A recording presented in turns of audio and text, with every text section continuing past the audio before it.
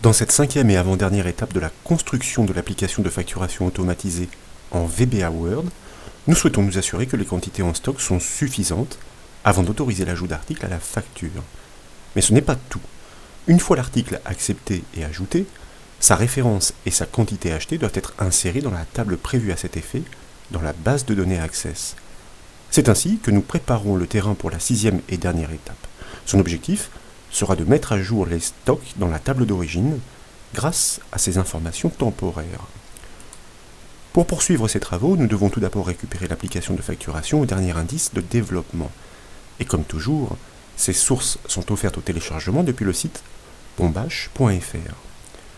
Après décompression et comme nous en avons l'habitude désormais, nous retrouvons le document Word, la base de données Access et le sous-dossier pour archiver les factures. Pour débuter, je vous invite à double-cliquer sur ce document pour l'ouvrir dans Word, puis à cliquer sur les boutons des bandeaux de sécurité si d'aventure il se propose. Le formulaire apparaît, ça aussi nous en avons l'habitude, et d'ailleurs, une fois n'est pas coutume, je vous propose de le fermer en cliquant sur la croix de son onglet, puis de réaliser le raccourci clavier Alt F11 pour basculer dans l'éditeur VBA Word.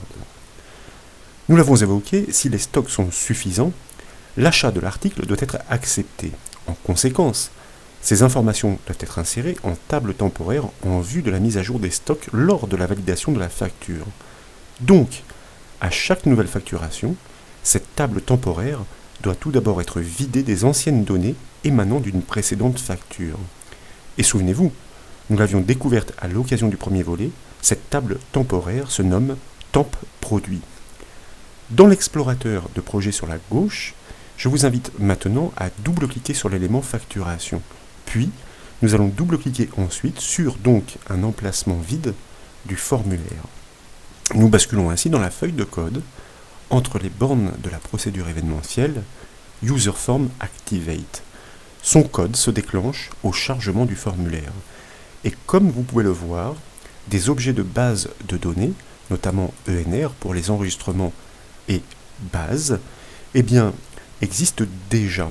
Nous les avions programmés à l'occasion du premier volet pour questionner la base de données Access et remplir la liste déroulante des références articles. Souvenez-vous de même que leur implémentation a été rendue possible grâce à l'ajout au projet d'une référence à Access. Pour preuve, elle est ici, Microsoft Office 16.0, Access Database, etc. Bref, nous allons pouvoir les exploiter, en tout cas l'un d'entre eux, pour exécuter une requête suppression sur la table temporaire. C'est la raison pour laquelle, sous la boucle do ici, celle qui consiste à récupérer finalement toutes les références de la table d'origine pour les charger dans la liste déroulante du formulaire, dans l'enchaînement, nous allons procéder à cette suppression. Nous avions par anticipation déclaré une variable que nous avions nommée requête et déclarée comme un string pour pouvoir mémoriser la syntaxe d'une requête SQL. Nous en profitons. Cette syntaxe fait appel à un delete. Nous allons tout simplement supprimer quoi tout, étoile. À partir de quelle table from la table, comme nous l'avions annoncé, qui se nomme temp produit avec un S. Et dès lors, notre objet de base de données qui a hérité des méthodes et propriétés pour piloter la base de données qui a été passée ici avec son chemin d'accès lors de l'instanciation, propose une méthode qui se nomme execute et à laquelle nous allons passer en paramètre la syntaxe SQL de notre requête. Il s'agit d'une requête action, d'une requête suppression plus précisément, et dès lors, nous devrions à chaque chargement du formulaire vider les anciennes entrées de la table temp produit pour pouvoir procéder à de nouvelles insertions. Maintenant, et pour poursuivre, nous devons confronter la quantité demandée pour un article à sa quantité disponible en stock. C'est seulement lorsque la première est inférieure à la seconde que la commande de la référence peut être ajoutée à la facture. Et pour réaliser cette vérification, rien n'est plus simple. En effet, grâce à nos développements précédents, cette quantité est déjà rapatriée sur le formulaire dans le champ nommé stock. Celui-ci, voyez-vous. Le champ de la quantité commandée est quant à lui nommé QTE, la fenêtre propriété le rappelle. Donc, dans l'explorateur de projet sur la gauche de l'écran, si d'aventure vous n'aviez pas fait comme moi, je vous propose de double-cliquer de nouveau sur l'élément facturation pour afficher le formulaire en conception. Et ensuite, nous allons double-cliquer sur le bouton Ajouter. Et c'est ainsi que nous retournons dans la feuille de code, mais cette fois entre les bornes de la procédure événementielle Valider clic. Notre test doit intervenir après un premier test existant. Il s'agit de celui que nous avons monté à l'occasion du développement précédent pour vérifier que toutes les zones de saisie étaient bien renseignées. Et donc, eh bien, c'est seulement à cette condition que le processus d'ajout peut être entrepris. Mais désormais, nous allons lui ajouter une seconde sécurité. Donc, dans l'instruction conditionnelle, celle-ci de la variable booléenne, nous allons créer une nouvelle instruction conditionnelle. Donc, nous plaçons juste après, dans la borne de cette branche, de ce if, pour pouvoir créer une nouvelle condition. Donc, nous doublons finalement les tests, de manière à vérifier que la quantité demandée est bien inférieure ou égale à la quantité en stock pour l'article en cours par rapport aux valeurs portées par les champs. Sauf que eh bien, ces contenus, par défaut, sont considérés comme du texte par VBA. C'est la raison pour laquelle nous allons exploiter une fonction permettant de forcer le cast, cint. Cette fonction VBA eh bien, va tout simplement forcer la valeur, si c'est possible, que nous allons lui passer en paramètre, en valeur entière. Et donc, nous allons vérifier le contenu de notre champ QTE pour la quantité.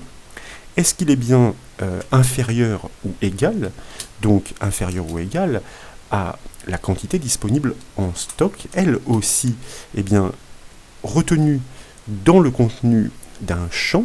Ce champ se nomme stock, nous l'avons constaté. Propriété value pour accéder à son contenu, inférieur ou égal.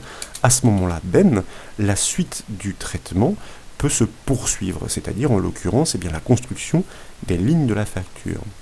Sachez-le, si eh bien, nous voulions nous passer de cette fonction cint pour forcer le cast, c'est-à-dire ici en l'occurrence la conversion en valeur numérique, nous l'avions fait d'ailleurs.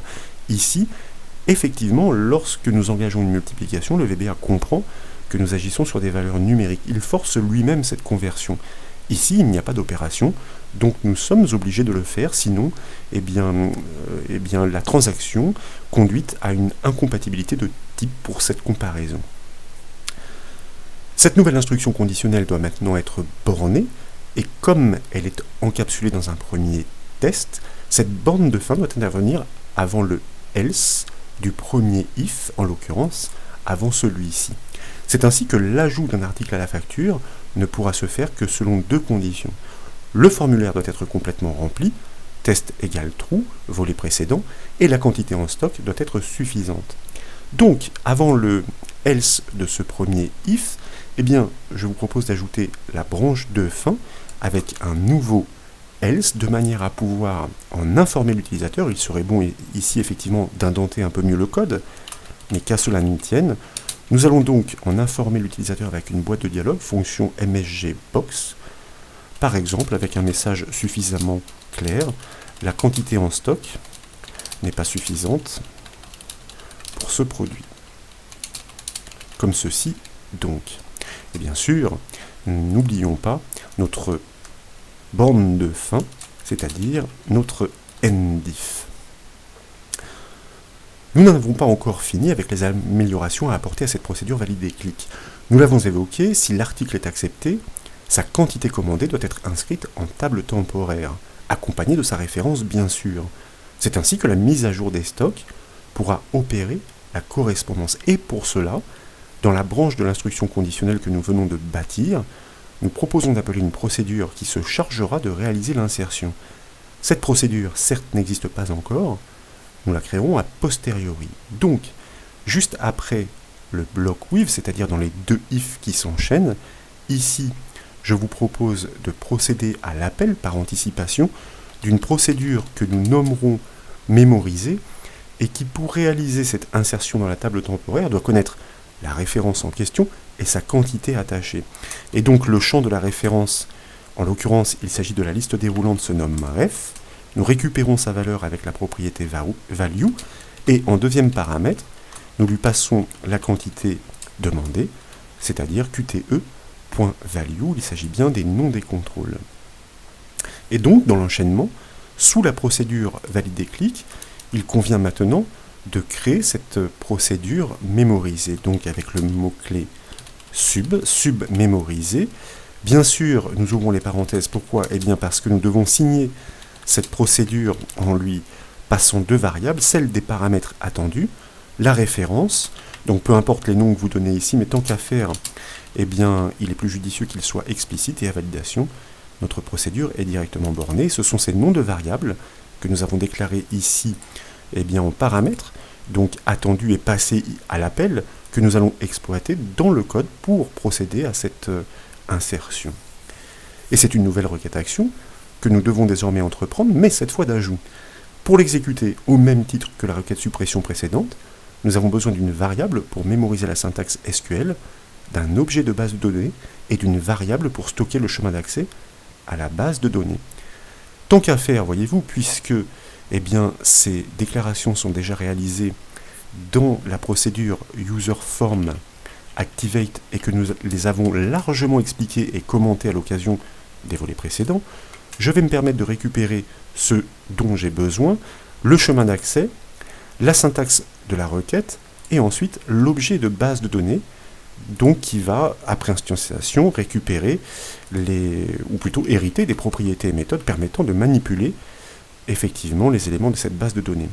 Grâce à cette variable chemin BD et grâce donc à la propriété path de l'objet thisDocument, nous reconstituons le chemin d'accès au dossier local de l'application, nous lui concaténons le nom de notre base de données, sans oublier l'anti-slash pour entrer dans le sous-dossier, et ensuite nous initialisons notre variable base avec la méthode OpenDatabase. Eh bien, cette instantiation se fait par rapport au chemin d'accès complet à cette base de données, et désormais, cette variable base eh bien, propose effectivement des propriétés et méthodes pour piloter cette base. Cette méthode qui nous intéresse, c'est celle que nous avons exploitée précédemment, exécute pour pouvoir déclencher notre requête action. Cette requête action, nous l'avons dit, nous devons la construire maintenant. Eh bien, c'est une requête d'insertion. Donc, requête égale et entre guillemets, insert into, ça nous l'avons appris aussi à l'occasion de multiples formations, notamment avec Access. Into, et nous souhaitons, insérer dans la table temp produit, eh bien, dans les champs que nous allons ensuite énumérer dans les premières parenthèses, il n'y en a que deux en l'occurrence, nous avons donc le champ produit ref qui attend les références de tous les articles qui vont être ajoutés à la facture, et puis aussi eh bien, le champ produit stock. Quelles sont ces valeurs? Ces valeurs sont des variables, values, et dans les secondes parenthèses, nous devons les énumérer. Attention, la référence est un texte, donc nous devons l'encadrer de cotes, sauf que nous sommes déjà entre double cotes.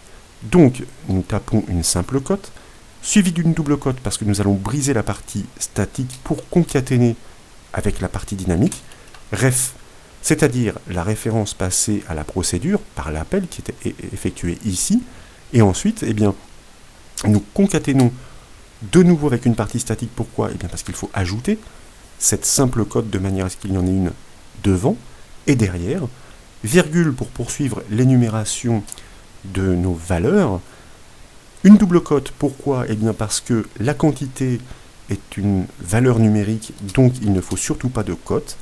Nous concaténons donc avec l'information qui est passée par le biais de la variable ND, et nous concaténons de nouveau avec la partie statique pour pouvoir fermer la parenthèse. Et dès lors, nous n'avons plus qu'à exécuter cette requête action, méthode exécute, je vous le rappelle, en lui passant notre syntaxe SQL qui est stockée dans notre variable requête. Comme toujours, enfin, et pour coder proprement, nous devons fermer cet objet de base de données, puis le détruire pour libérer la mémoire de l'ordinateur. Donc, nous exploitons tout d'abord la méthode close de notre objet base, une fois que l'insertion a eu lieu, et ensuite, eh bien, nous allons réinitialiser cet objet à nothing, c'est-à-dire à rien. Donc je m'aperçois que là j'avais inversé un petit peu les lettres. Cette base égale nothing. Notre objet est désormais détruit. Pardonnez-moi là pour cette petite intervention de la barre des tâches, des informations contextuelles, c'est ma souris qui a glissé un petit peu trop en bas à droite. Eh bien, maintenant il est temps de réaliser quelques essais, donc je vous propose d'enregistrer naturellement les modifications avec le raccourci clavier CTRL-S et d'exécuter l'application avec la touche F5 du clavier. Et avec le formulaire qui surgit, nous allons procéder à quelques ajouts de références. Donc nous choisissons une référence, nous cliquons sur le bouton « Ajouter », nous allons chercher une nouvelle référence, nous cliquons sur le bouton « Ajouter », pour l'instant nous n'en commandons qu'une unité pour chacun. Ici nous allons augmenter la quantité, nous cliquons sur le bouton « Ajouter », vous voyez que notre facture se construit parfaitement. Et dès lors, je vous invite, depuis le dossier de décompression, à double-cliquer sur la base de données pour l'ouvrir dans Access et à double-cliquer sur la table Temps produit pour constater que toutes les références que nous avons ajoutées à la facture sont effectivement présentes et accompagnées de leur quantité, celle que nous venons de renseigner. Maintenant, je vous propose de fermer cette table, de revenir sur le document Word, et puis de fermer le formulaire, de l'exécuter de nouveau avec la touche F5 du clavier, de revenir dans la base de données Access, de rouvrir cette table Temps produit pour constater que la sécurité est bel et bien en place, puisqu'à chaque nouvelle facturation entreprise, la table temporaire est initialement vidée pour procéder à une potentielle nouvelle mise à jour des stocks grâce à notre première requête delete qui intervient dans la procédure UserForm Activate. Voilà donc pour ce 5e et avant-dernier développement, j'espère qu'il vous a plu. Si c'est le cas, comme toujours, je compte sur vous pour mettre un petit j'aime à la vidéo. Et comme vous le savez, vous pouvez retrouver toutes les astuces et toutes les formations sur le site bombache.fr. Je vous remercie.